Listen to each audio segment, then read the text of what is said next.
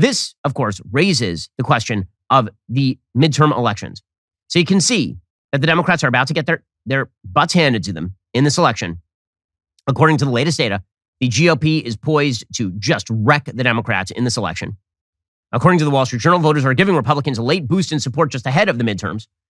The Wall Street Journal survey, conducted 2 weeks before Election Day, suggested that abortion rights are less important in voting decisions than voters indicated in the summer. Republicans have a +2 lead over the Democrats in the generic congressional ballot and a much larger lead in a lot of the purple areas.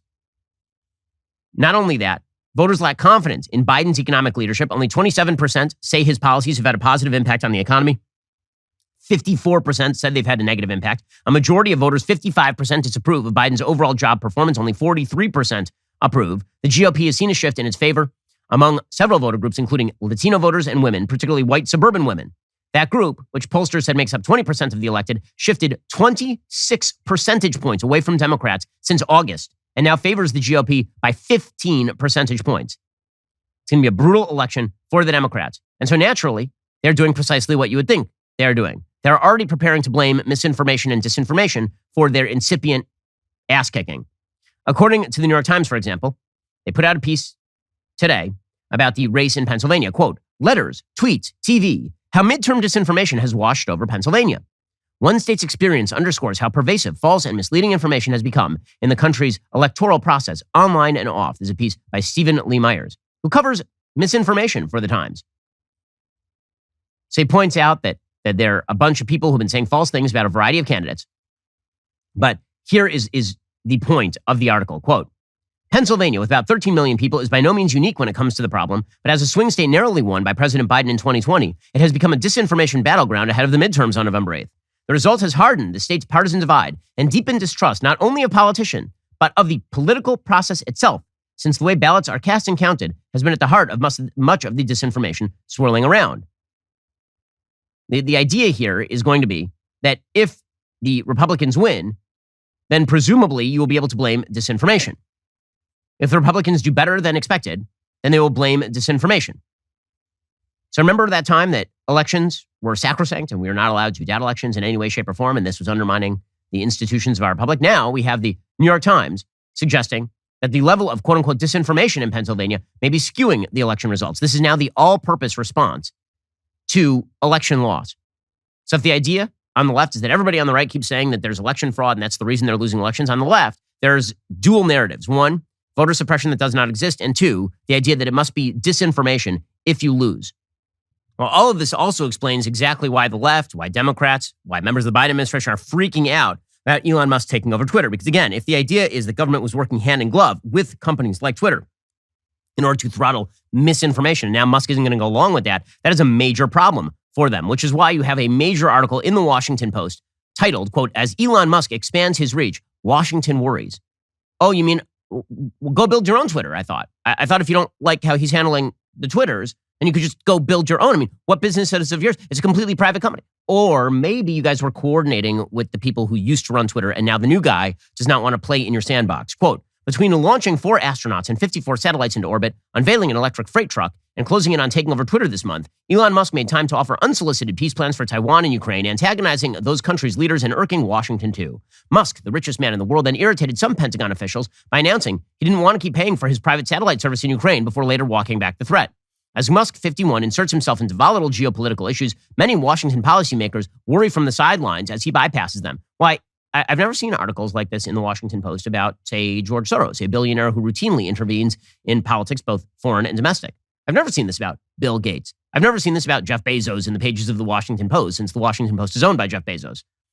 A 2-decade partnership between Musk and the federal government helped the United States return to global dominance in space and shift to electric cars and made the tech geek an internationally famous CEO. But many in Washington, even as they praise his work in areas of national security, now see Musk as too powerful and too reckless. Citing Musk's public ridicule of those who snub him, the billionaire has called President Biden a damp sock puppet and said Senator Elizabeth Warren reminds him of my friend's angry mom. Accurate. Many of the 24 top government officials interviewed for this article would only speak about Musk on condition of anonymity. Yeah, their cowardice knows no bounds. Nearly all described him as being erratic and arrogant as he is brilliant.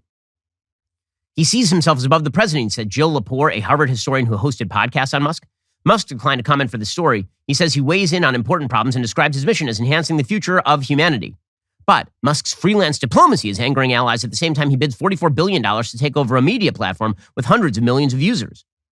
Senator Dick Durbin said, quote, "The bottom line is people hang on his every word because he has delivered so many times. I hope he shows some respect for that responsibility." So again, this article goes on and on and on and on. And the basic idea here is that Elon Musk is a very bad man because he's intervening in things that are beyond his purview, which is totally fine for billionaires who are Democrats. But Elon Musk is not a Democrat, and therefore he's very, very bad. Democrats are more vocal on the need to rein in Musk. Oh, shocker. I mean, what are we supposed to be surprised? Of course, Democrats want to rein him in, especially now that he's taking over Twitter. With him taking over Twitter, they're freaking out that he's not going to work hand in glove with the DHS to shut down information that the left would like quashed, rather. So Elon Musk is actually taking Twitter well in hand. According to the Wall Street Journal, he's quickly setting to work a group of advisors, investors, and employees from elsewhere in his business empire to help him reimagine Twitter in his first days as new owner. The group is working on a range of initiatives to try to bolster the platform's user experience and revenue, according to people involved in the effort, while Mr. Musk continues to publicly float potential changes in a series of tweets. Musk's team outlined 3 pillars of its plan for the platform before the deal's completion, according to Ross Gerber, chief executive of Gerber Kawasaki Wealth and Investment Management. That is an investment firm that put up under $1 million as an outside investor in the takeover. The plan includes changing the platform by expanding user verification and improving the subscription offerings to become less reliant on advertisers. It would also add ways for content creators to make money on the platform so they could earn a living on it like many creators do on TikTok and YouTube. The other day, he suggested perhaps restarting Vine, which would make sense considering that TikTok is a Chinese front group. But again, so much of what is going on right now is about Democrat fear that Musk is not going to play by their rules. So Ro Khanna, very nice guy, Democratic congressperson from California. We've had him on the show before. He is obviously terrified of Elon Musk taking over Twitter. Well, I hope what Elon Musk will do is create an independent governance structure for Twitter. I agree that we need to remove the many bots on Twitter. That actually is a problem in the conversation. But beyond that, just like CNN doesn't have corporate owners making decisions of who can come on your news program, and just like the Washington Post isn't run by Jeff Bezos, we need to make sure that Twitter isn't run by the corporate owner but has independent governance boards and principles. Oh, so, he's glad that Musk bought it so long as he then hands it over to a bunch of people who agree with Democrats and Ro Khanna, presumably. NBC's Ben Collins, again, a legacy media reporter who spends all day on the Twitters putting out left-wing information. He says he's very worried that our reality is Elon Musk allowing people to talk. That would be just terrible. Here's the reality. Here's what happened. A man with a hit list went and hit Nancy Pelosi's husband in the head with a hammer in his home. And she was on that hit list. The inverted reality supposes an elaborate sex scheme involving a conspiracy theory about a cover-up of some sort of like sex party or something. And that was pushed out by the richest man in the world. That is within 48 hours of that man taking over that website. He deleted it. He didn't say, I'm sorry. He didn't say anything like that. That's not what this is about to him. This is about some sort of political game to him. So I would be worried. This is our reality now. This is where we're about to head. Okay, so here's what happened. Musk put out a tweet, as I mentioned yesterday on the show, in which he retweeted a story that was unverified about Paul Pelosi, implying that Paul Pelosi was involved in some sort of sexual tryst with the guy who hit him in the head with a hammer.